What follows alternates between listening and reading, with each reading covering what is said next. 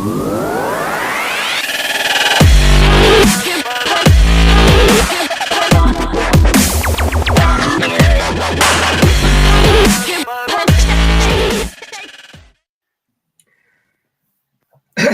evening, Gooners. Good evening, football fans, and welcome to In the North Bank. And tonight we are going to talk about who is it? Norgaard. I can't remember his name. For me, this is the shock signing of the window so far for Arsenal. It's come out of the blue. So us three are going to talk about it, and also join us in the chat if you can. Let us know what you think.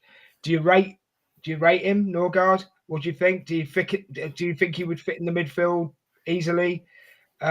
We've bought him for a reason, so hopefully we'll find out why in this show tonight. But before we go any further, please give us a like, share, and a subscribe, and get us on your social media.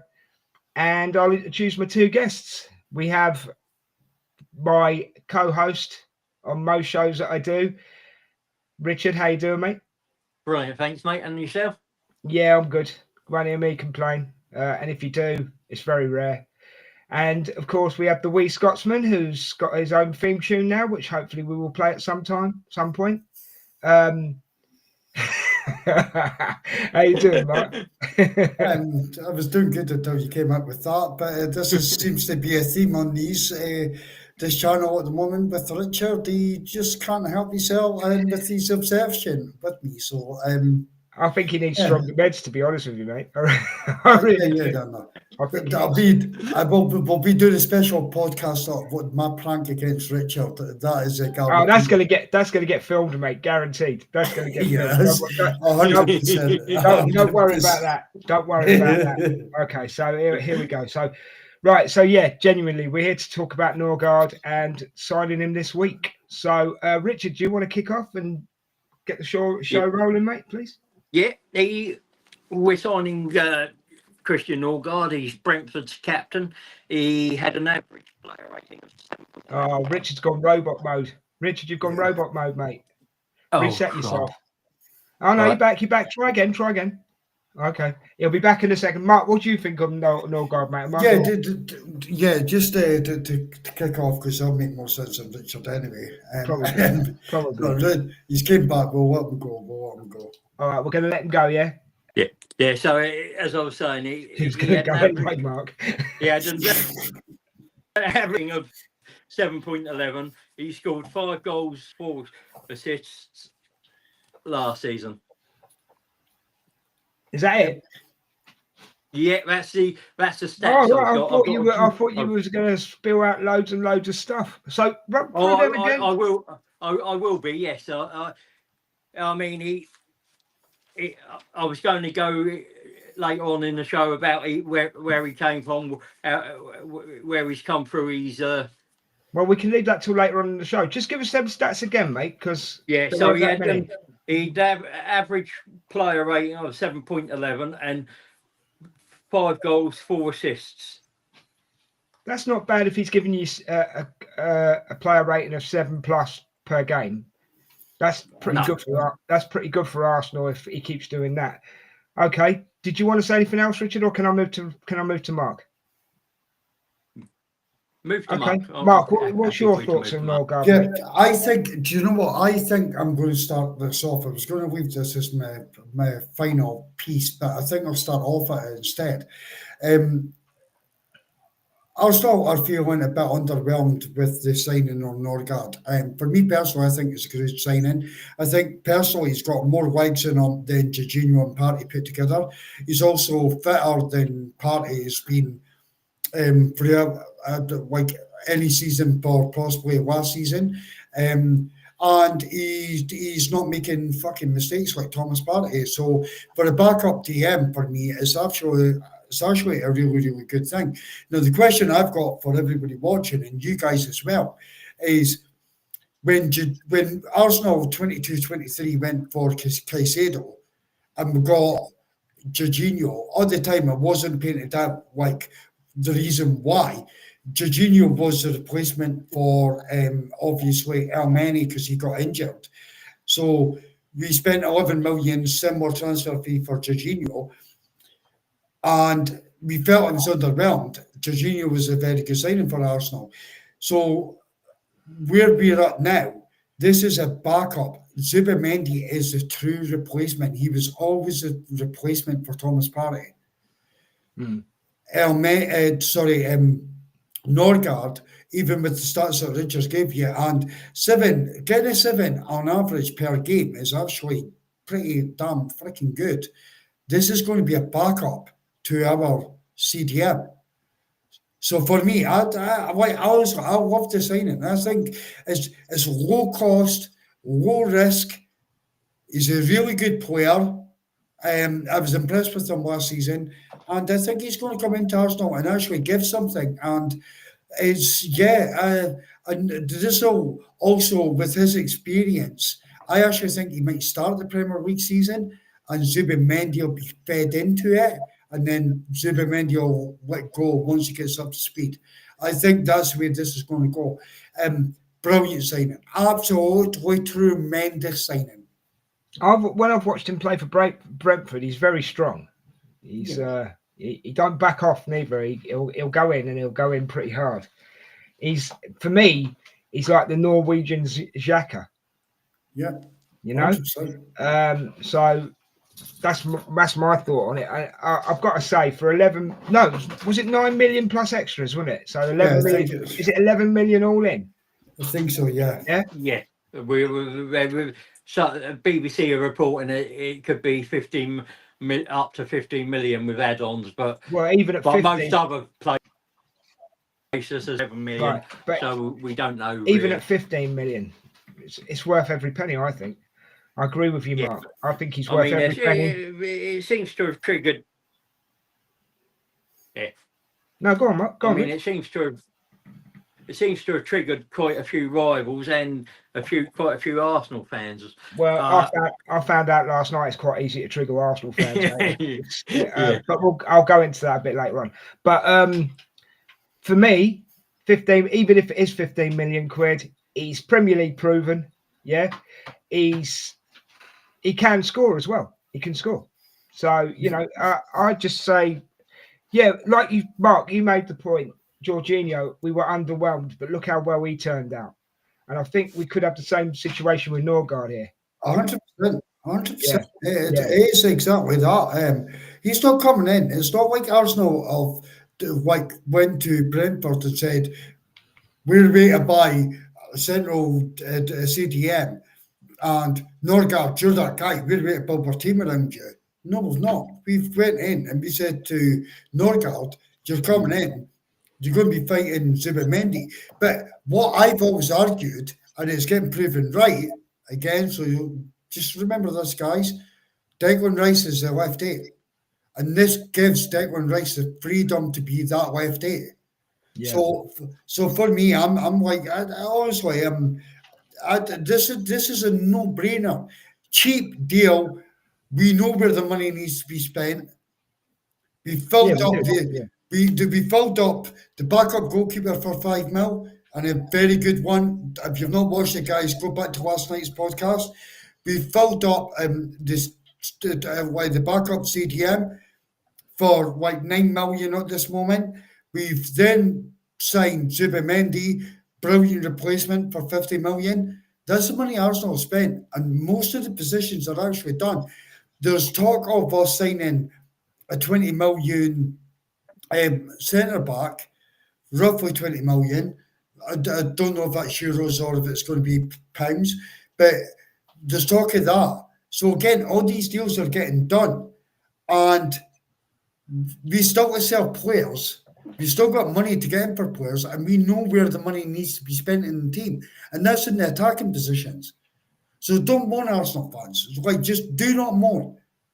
Berta's doing what you want him to do at this moment in time, and that's my take. Sorry. Berta is rolling, mate. Berta is rolling. He's on fire. He's on fire. I love it. Richard, what do you want to hit us with next, mate? Yeah, so we had quite a bit of problems with fitness in our midfield last season, and we didn't use Jorginho as much as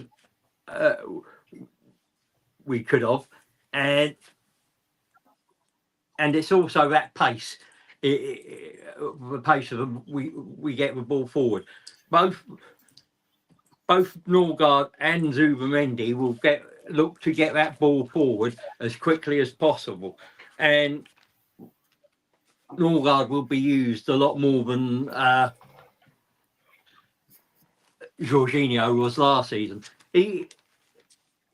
Of course, I think there's a bit of snobbery because we're not buying him from a Barcelona or a PSG or Real Madrid. We're buying him from Brentford, and I think that may have a bit of issue.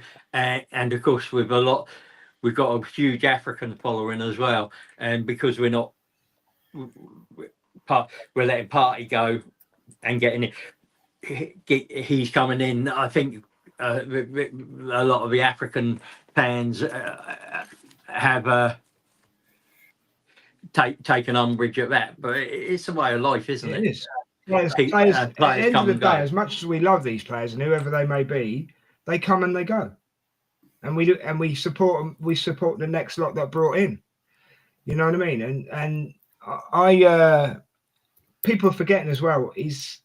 Have you noticed that a lot of our players are connected? So basically, the Brazilians are connected by Martinelli, Gabriel Magalhaes. You know, we've got Norgaard and Odegaard that have got that connection. You know, it strengthens your team. Yeah. Yeah, and now midfield also. If you put Zubimendi, Odegaard and Marino, they did play at Sociedad as well together at some they've got previous experience as well. You know, it's I'm not excited by this one as much as I was Zubimendi because one, it came out of the blue and it's already kind of happened. It's happened that quick. Do you know what I mean? But he's going to hit the ground running. He is Premier League proven. I think, like everybody, we just have to give him time. And I think he'll be a good player for Arsenal. Mark, do you want to expand on what Richard was saying about the Partey? Everybody seems to be uproar about Partey. Why? Yeah. Why do you I think that's, like I said this earlier, I was on in Arsenal Space tonight, and I said this earlier, and like they were giving me abuse. I had some, like, not tears, but I felt emotional when Kieran Tierney left Arsenal. He scored in his final game, and yeah, I felt a little bit emotional because you do get emotional to your countrymen. I understand it 100%. But then, as an Arsenal fan, what are you, a player or the club? So for me, most people that are having this like hizzy fit at this moment in time are like, oh no, Arsenal don't have an African player anymore, and like, so it's really kicking out. They're very loyal to their own. But for me, thanks Thomas Partey, great servant. You cost me 2 Premier League titles, possibly a Champions League last season. You've never been fit, bar 1 season. Goodbye. Thank you very much. End of the day, mate. If I recall right, Partey's only been fit for 1 season, and it was the season where his contract's running out. Yeah, of course, 100%. So, you know, 100%. Like you, mate, I say, Partey, thank you for what you've done. And I've never been Partey's biggest fan. I've never believed in the hype. For me, he doesn't quite live up to the hype. But you know me, credit where credit's due. Des, you know what? I'm actually the opposite, right? I actually love Thomas Partey, and I think he was Arsenal's best player. I'd actually put him as the best player up until 2 seasons ago. But your best ability is your availability. And unfortunately, he never fucking gave us that. So guess what? Goodbye, Thomas Partey. You wanted 250k a week. Goodbye. Arsenal had to send their team doctor over to Ghana with him. No football club has to do that to make sure he was doing the right things and keeping himself fit. Arsenal had to send the team doctor. It is ridiculous. Well, it just felt as well, whenever he was playing for Ghana, he always got injured, it seemed. Yeah. He wasn't looking after himself. He wasn't doing anything. Last season, guess what? His contract's running out, and here he is now. Yeah, 81 injuries last in his time. 81 games missed in his time with us. Right, I'm Global Football. Thank you for joining us. I'm going to answer that question. Not living up to the hype. Let me answer it. Yeah, I'll answer it like this. He played game to game. One game you get a great game out of him. Another game you wouldn't. Sometimes he couldn't even make a 10-yard pass. What else? If he had a shot, the pigeons at the Emirates had to have crash helmets on. What more do you want me to say? Don't get me wrong, there's a player there. When on his day, he's great. It's just that he doesn't have many days. And that's just my opinion. Doesn't mean I'm right. Doesn't mean I'm wrong. So, I'm just saying how I feel. You know what I mean? And end of the day, I'll say this now, right? If someone came in for Saliba this window with the right money, yeah, and came to Arsenal and said, I don't know, let's just throw any old number out there, 120 million. If he wanted to go, you've got my blessing, go. Because end of the day, you want to be somewhere else. Thing is, when he was in talks with the time to sort things out and prove that it's for the fans, right, was when he was talking about trying to stay at Arsenal. He wanted too much money. Yeah. So where do you draw your line? It's global. It is down to playing time. I have explained it, global football view. I've just explained it, and it's playing time. It's playing time. Thomas Partey on his day was one of Arsenal's best players. I don't deny the best. I don't deny if not the best. Unfortunately, he was never available. He cost Arsenal 2 Premier League titles. Yes, I said it. He cost Arsenal 2 Premier League titles. He also stupidly got himself a second yellow and knocked him out the first leg of the Champions League last season. So when I want Thomas Partey to be around my football club and in my team, he's not there. So thank you very much. I paid 9 million for Norgaard. Thomas Partey, go on your way. I don't care. Yeah. And if you're African, bro, get over it. Well, that's your opinion, Mark. I can't, and if he comes back at you, he comes back at you. So, Anyway, we're going a bit off topic here because we're talking about Norgaard. So Richard, you got anything else you want to say about Norgaard while I just have a look at this comment here? Yeah, he started his career at BK Heimdall and Espegard IF before entering the youth system at Limby in 2005. He progressed to the first team squad in 2011 to 12. He moved in January 2012 to Bundesliga club Hamburger SV. Then in August 2013, he joined Bromby on a 4-year contract. In July 2018, he joined Fiorentina. In May 2019, he joined Brentford. And he's now joining us. In his time at Brentford, he won 156 out of 277 ground duels. He won 50 aerial duels, 19 block shots last season, 61 clearances, 73 tackles, had a 54.55 dribble success rate, and he had a pass completion rate of 82.25%. Daniel, I didn't realise it was you, mate. I didn't realise that this is... You know what? I forgot this is Daniel's channel. I do recognise that. I didn't even know it was Daniel's channel. Yeah, his ability was good, Daniel. I'm not going to deny that. But you just didn't get it from game to game. You didn't get it every game. And I stick by what I said. And I thank you that you respect my opinion. That's cool. That's fine. But I stick by what I said. And you're saying that he's the best midfielder at Arsenal. Do you mean to tell me that he's better than you think? You think he's better than Declan Rice? Odegaard on his day, I think, is a better player as well. But then that's my bias coming in because I'm Odegaard's fan. You know what I mean? So is that what you're saying to me? I mean, I respect your opinion as well, but the consistency of Partey and the injury record of Partey, that it shadows. Exactly. your best availability, your best ability is your availability, and Thomas Partey's not had that, Daniel. And you are African, and I forgot that was your channel. But that's the truth, and it's a feeling out there at this moment in time with Africans. They're always in their shit. Norgaard, they should just give Partey the money. Right, like you said, the rape case in Spain hanging over his head. He's not been available for Arsenal. He's cost us 2 Premier League titles. He got stupidly a yellow card in the Champions League game against Real Madrid when the best midfielder on the park was Declan Rice by a mile. So let's not kid ourselves. This is going to be easy to replace Thomas Partey, by the way. He's no fucking legs, Daniel. Yeah, He's no legs. I mean, for me, honestly. Mark.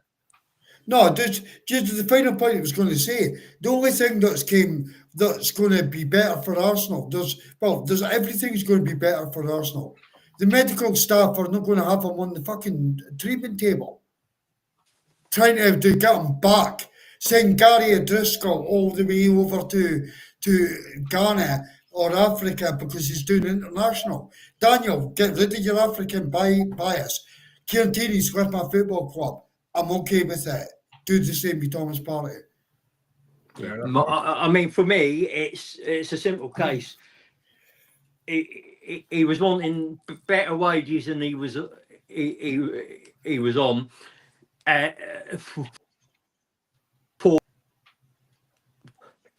Which was going to be the Jorginho role, which was going to be not playing very often.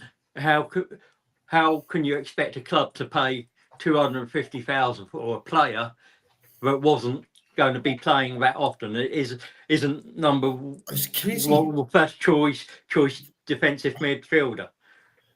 Richard, just off your head, do you know what Zubimendi's on?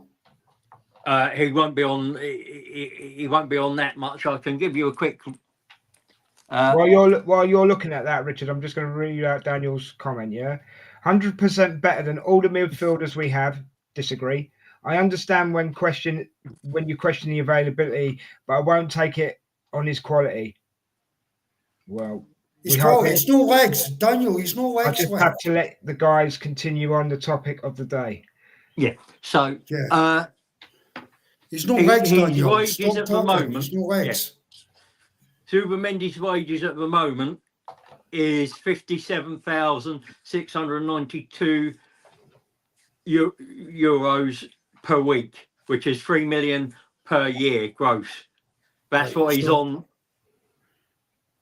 That's what he's on. What would you expect when he comes to Arsenal? I'd expect him to get to closer to 100,000, probably about 80,000-90,000. I've got to say, they might put it to 100,000, but yeah. So we give Thomas okay, so just say argument's sake, 100 to 125,000, right? We've got Thomas Partey that has never been available for us, 200k a week. The only season that he has almost a full season is last season when he's out of contract. And we have to give him a pay rise. And at the same point, top up Gabriel, Saliba, Miles Lewis-Skelly, Ethan Nwaneri's not signed yet, Saka. This makes perfect sense. Africa, soak it in. You don't have a player at Arsenal anymore. Soak it in. Honestly, it's absolutely stupidity, it is. And given this podcast is about Norgaard, not about fucking Thomas Partey. I know. Good riddance. Yeah, but it's entitled to his opinion, and also out of fairness. Sorry, personally, I like Thomas Partey. I mean, and if he'd been available more, and he'd taken the wages, we wouldn't. It was being offered, we wouldn't be. The conversation was never going to happen. All the reports coming out with Fabrizio, everyone else, Jorginho was getting offered a 2 to 3 year deal. However, Flamengo manager came in as a young coach, and Jorginho promised that he was going to help him the same way that Arteta said to Pep, "I'll come and help you at Man City," and they left, and that's why Arteta left and never took over the academy. Arsenal, and he went to Man City to help Pep. He promised. Jorginho's done the exact same thing. Then we go to Thomas Partey to offer him a contract. It was a pay cut. He was never getting the same wages. He's Never not in a going to million get that wage for being a bench warmer. He's not. 100%. Why would we give him that? It's just like absolutely ridiculous. Goodbye. Goodbye. This isn't about Africans not having a It player is, at Daniel, the it is. We're It is. arguing It our is. position on the topic. I can't. The position of Arsenal right now is Norgaard, and you're in the chat, Daniel, talking about Thomas Partey. That's about Africa. Don't give me shit, bro. I'm telling you the truth. It's about Africa. You can't let go. Unfortunately, no African players at Arsenal. Deal with it. To be honest, you two need to talk about this after the show in the group, maybe. Yeah, I mean the other thing with that is that we don't have to plan around the AFCON this year as well. I don't think we had to anyway, because I don't think Ghana qualified for AFCON. But that puts us in a good position, because Liverpool are going to lose Mo Salah December to January, and it's something that when you have African players, and the same with Asian players, come January you lose them to those continents competitions. I think we need to leave this here now and just get back to Norgaard, to be honest. Daniel, thank you for your comments in the chat, mate. You and Mark can carry on this conversation after the show in the group. I'm sure other people will join in as well, and you can have a really good debate. Right, so Norgaard, he's coming in. Is he actually to replace Partey? No. Right. Zubimendi is Partey. Right, so Zubimendi. Right, I would say Zubimendi's got more skill than Partey, to be honest. Yeah, I think that's my opinion. That's my opinion. I think Partey's been replaced twice, if that makes sense, because Thomas Partey was going to be taking over the Jorginho role. So Zubimendi is coming in to replace Partey in the starting role, and then Partey would have been doing the Jorginho role. But however, we brought in Norgaard rather than give Thomas Partey's demands. So he's been kind of replaced twice. Can I ask a question? To you guys, was Norgaard out the blue? And were we looking at anybody else whilst looking at Norgaard, or was Norgaard the only option that we went for? Do you know? Does anybody know? Well, I know that we looked at Norgaard before. Right. Okay. But he'd had to have been a consideration somewhere along the line once we knew that Partey wasn't signing. And let's be honest, but it's smart and sensible. He's a captain of Brentford. He's a consistent performer. He's a distributor of a part. He's not going to be on high wages, and he's happy to come to us because he's playing at a higher level. He's going to get on the bench in Champions League games. He's got a chance of Champions League experience and possibly a medal if we have the luck and get that far. It's a decent bit of business, and it is a surprise, but I think it was something that was known within the club. Outside the club, maybe it wasn't. It was one of those that wasn't talked about quite as much. But he could just be a major surprise for Arsenal, couldn't he? This guy. Yeah. Well, you think, right? I've said this about Kepa, but you've got a Wolves or a Burnley on a Saturday or Sunday after you played Real Madrid. you're not going to want to play Zubimendi in that. You'll want to rest him. Yeah. Or if you've got Man City, Liverpool, and you've got a club bruise or a young boys, you're going to put. You're quite happy to play Norgaard against young boys and let Zubimendi have the 2 Premier League games either side. You've got that ability to adapt and change. It gives you teams options, doesn't it? It does give you options. Yeah.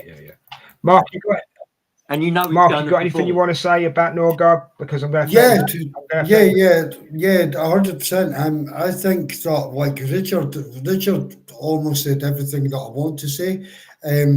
This is honestly an outstanding signing for Arsenal.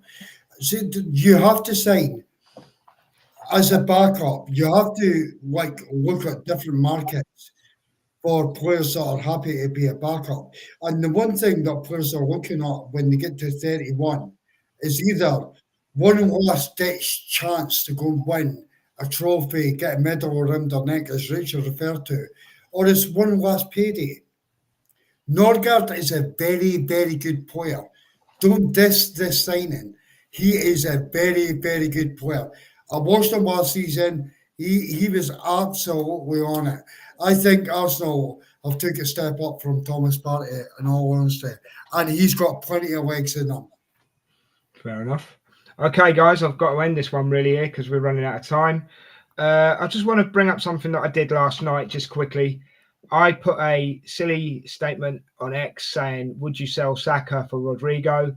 I don't apologise for it, but I will say this. Some of the comments I got, fair enough. But everyone who put a comment on my tweet, you got a love heart back. But I would say the best one that I got was from a guy called Lee Fuzzball, _V3. Always the bold, fat, middle-aged ones from up north. Well, I've been called worse. You win the award. You will win the award for the best comment. People wanted to block me, delete me. That's fine, but it just shows that Twitter. It took 7 words, right? And the 7 words were: would you sell Saka to buy Rodrigo? Yeah. It took 7 words for people to lose their heads. And just for the record, and I have put another tweet out today saying I would never sell Saka, which I never would, but I got 12.9k views from it. So there you go. Thanks for the traction. As I say, thank you for the traction. As I say, would never sell Saka. Everybody who put a comment, whether it was good, bad, or indifferent, got a love heart. So, and even some of my friends reposted it. So I appreciate that. Yeah, you, Richard, and a couple of others, you know. Look, I'm not mental. I'm not on drugs. I've also been accused of this. Mental, on drugs. Someone even wanted me to go to jail for saying it. All right. It was just tongue in cheek. I just wanted to see what people would say, and it got the response I was expecting, to be honest with you. So thank you to everybody who took the time to look, get angry, and leave a comment. And even if you didn't leave a comment, thank you for looking at it and still getting angry. I appreciate it. But I will say this: I would never sell Saka. It just shows how mental. It just shows how mental social media can be. You know what I mean? Yeah, it does. And yes, I am bald, and yes, I am middle-aged, and I am from up north, but I'm not fat. I've lost 2 stones, so we're getting there. I appreciate it. Right. He does have tits. He does have tits, so you could put that in there. And we all.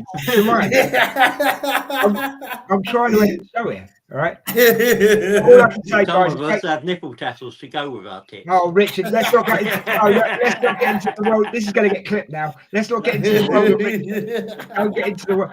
Just to let you know, Mark, if you're going to clip it, it's at 34 minutes, right? If you want to clip it. Okay. No, on a serious note, guys, we just tried to tell you about Norgaard tonight. Thank you to Daniel for being in the comments and defending Partey's corner, but, you know, it is what it is. You and Mark will carry on that conversation probably well into the night. I don't know. Richard, thank you as always for being on, mate, and giving us the information. Mark, always, mate. Yeah, you're forthright. You say it as you see it. If people don't like it, tough, really. That's how you look at it, isn't it? Yeah? 100%. At the end of the day, opinions are like arseholes. Everybody's got one. Yeah? Yeah. So I'll say this to you. enjoy the rest of your weekend, guys. Enjoy the rest of your evening, because we're actually back tomorrow. I forgot, we're actually back tomorrow for a show which is going to be like the Big Sunday show, but we're going to cover a lot of topics. So make sure you join us for that tomorrow at 8 o'clock. Daniel, you're more than welcome, mate. Speak to you soon. Join us at 8 o'clock tomorrow for not the Big Sunday show, but it'll be like a version of the Big Sunday show. So join us for that. We'll try and get a few more guests on. We might even get Daniel on. So the part A conversation could carry on tomorrow. We'll see. We'll see. Other than that, Mark, do you quickly just want to plug your competition? No, you've not read. You've not read it. Just continue on. Hey, say what? Just continue on. Just all right. Okay, no problem. I thought you might want to plug your competition, but it's cool. It's cool. Right, guys. So yeah, enjoy the rest of your evening. Take care of yourselves. Keep supporting Arsenal. Don't worry, Saka's not going to be sold for Rodrigo. Put that one to bed straight away. No, he's going to be sold for Sterling. Oh, don't. You'll kick him off. I'm trying to end it, Rich. I'm trying to end it. Have a great night, guys. Take care of yourselves. Until next time. Come on, you Gunners. Come on, you Gunners. Oh, I'm not on the right screen. Here we go. Come on, you Gunners. There we go. This is what happened.